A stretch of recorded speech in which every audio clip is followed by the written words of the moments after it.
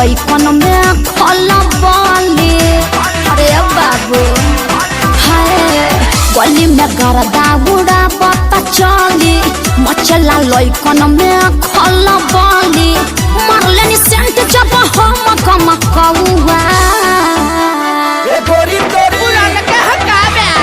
अरे ना होई खेसरिया के हाल हे गोरी तोरी चुनरी बझल कौआ जान मारे लहनाई लखना हटा हम का करी।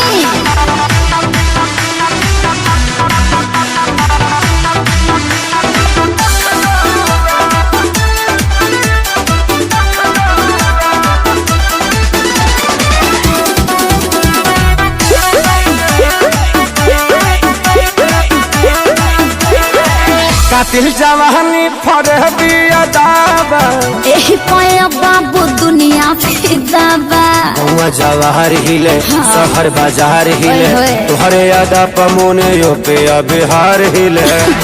साचो अरे हाँ हो विद्या कसम कातिल जवानी फरबिया दाबा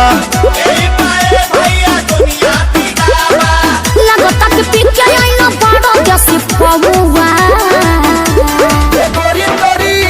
अरे मुंह महक रहा है हटिए। अरे रजनीगंधा तुलसी खाया है न रे ये गोरी तोरी चुनरी बझल कौआ तो जान मारे लहनाई लखना। चल हटा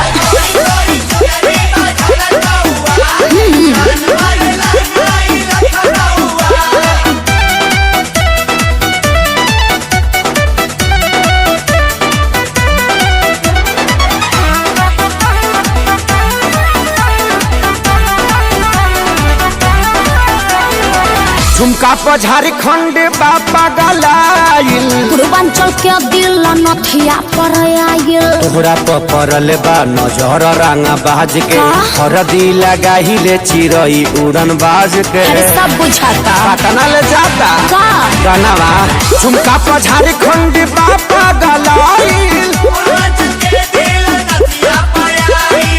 अखिलेश के सारी ढेरों बोली जनी रहुआ।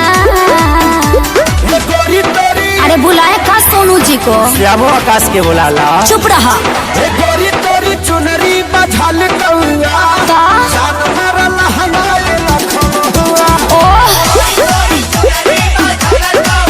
न मनबा अरे मुआ का presented by Adi Shakti Film.